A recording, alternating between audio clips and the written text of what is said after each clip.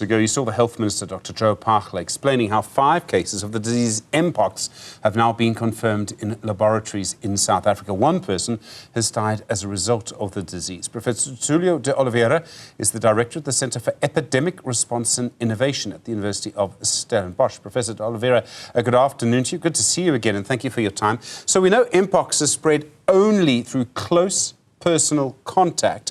Are there ways, do we know where this disease actually came from, how this outbreak started in South Africa? Okay, thanks, Stephen, and good afternoon to all your viewers. Yeah.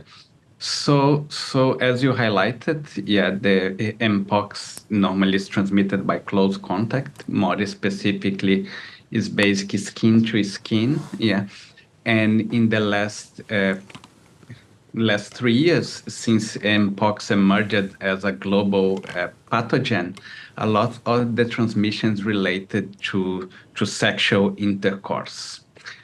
So where this strain come from? So the National Institute of Communicable Disease, had sequenced the virus very similar as we do here in our lab, and we did during the COVID pandemic, to identify the variant. In Mpox, we call that the clade. And the clade of the disease is the 2B.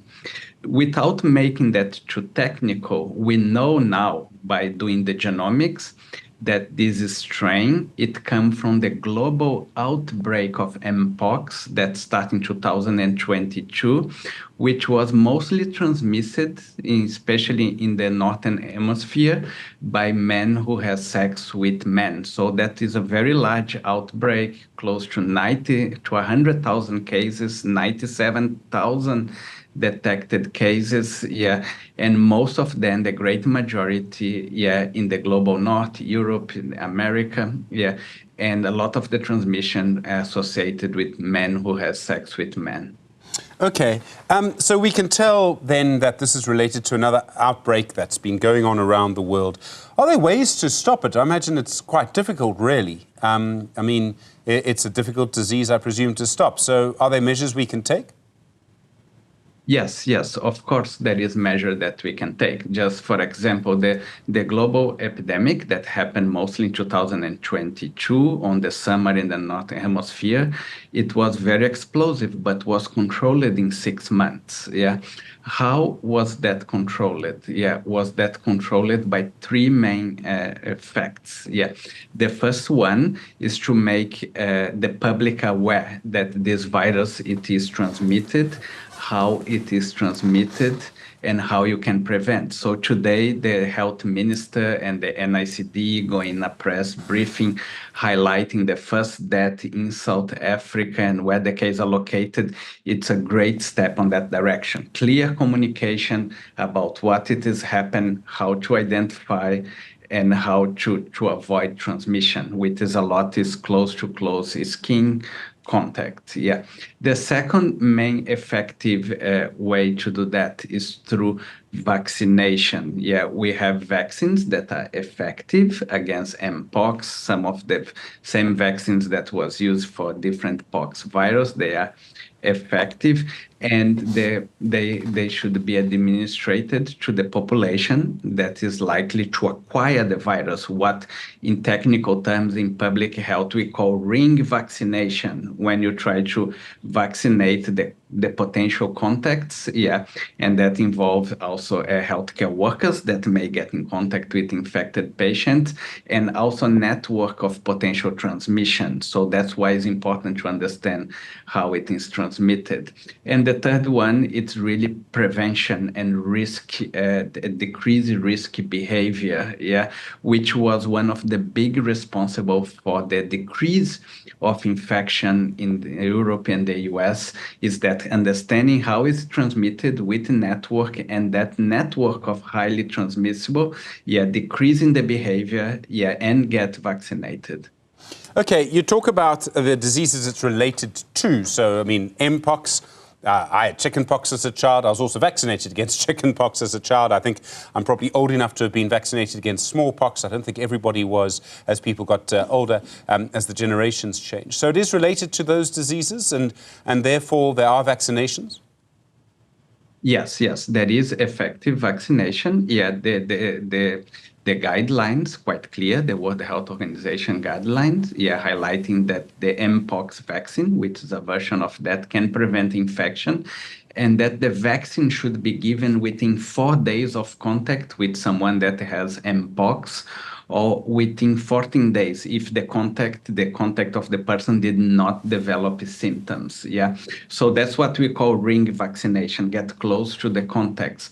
But it's also recommended for people at high risk to get Mpox, such as health workers that are at risk of exposure, that will be dealing with the patient, men who have sex with men. We know that the current clade, it is associated with men who have sex with men.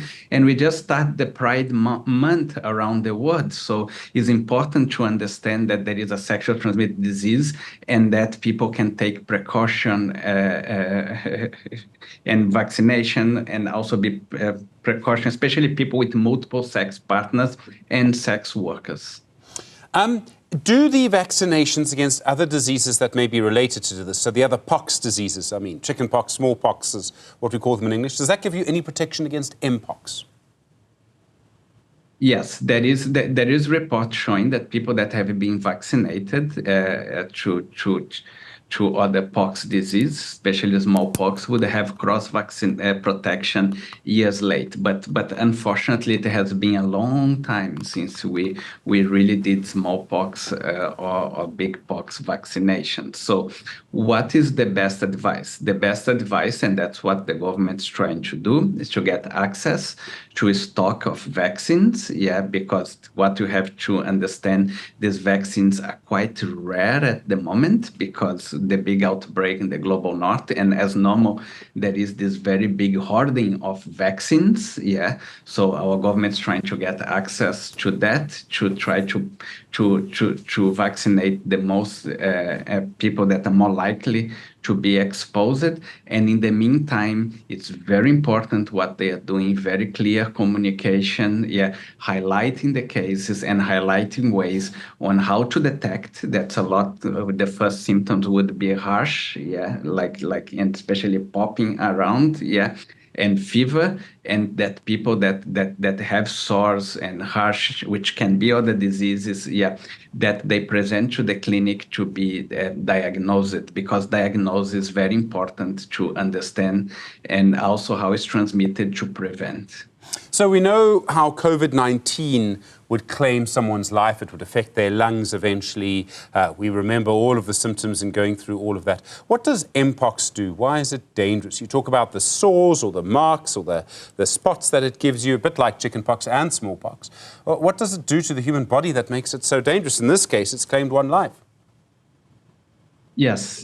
So it's very unfortunately that we have the first death in South Africa. We haven't had a death before, and of course our hearts go to the family and the loved ones of that case. Yeah.